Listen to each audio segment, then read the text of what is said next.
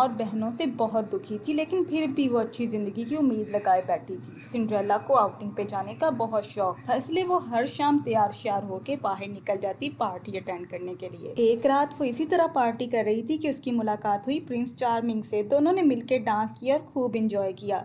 तभी सिंड्रेला को याद आया कि वो तो चूल्हे से हंडिया हटानी भूल गई, इसलिए वो फटाफट से घर को भागी। जल्दी जल्दी में सिंड्रेला का एक जूता वहीं सीढ़ियों में गिर गया और वो खुद घर को भाग गई। प्रिंस चार्मिंग एक शहजादा था, कोई जमादार नहीं, इसलिए उसने वो जूता समेटने की बजाय किसी और लड़की को पसंद कर ली और उससे शादी कर ली। प्रिंस की शादी का सुन के सिंड्रेला बहुत दुखी थी, उसे बहुत गुस्सा आ रहा था। तभी उसकी सौतेली माँ उसे फिर से डांटना शुरू हो गई। सिंड्रेला ने गुस्से में अपने कांच का जूता उठाया और उससे अपनी माँ और बहनों का सर फोड़ दिया और खुद घर से भाग गई। मामला ठंडा होने पर सिंड्रेला आई और उसने कहा, मुझे तो कुछ पता ही नहीं यहाँ पे क्या हो गया। खैर, आप लोग फिक्र ना करें, क्योंकि इस दौर में कानून नाम की कोई शय नहीं थी, इसीलिए वो बच गई। अब सिंड्रेला ने अपनी जमीन जायदाद बेची और किसी और शहर में शिफ्ट हो गई। वहाँ जाके सिंड्रेला ने अपना कारोबार शुरू किया और देखते ही देखते तरक्की करने लगी। आज सिंड्रेला एक कामयाब खातून है और उसे किसी शहजादे की जरूरत। दूसरी तरफ थी एक बच्ची रेड राइडिंग हुड, जिसकी माँ उसे हर रोज जंगल में बेच देती थी उसकी नानी को खाना पहुँचाने के लिए। रेड जानती थी कि उसकी नानी जानबूझ के जंगल के बीचों बीच रहती है ताकि कोई उसे देखे नहीं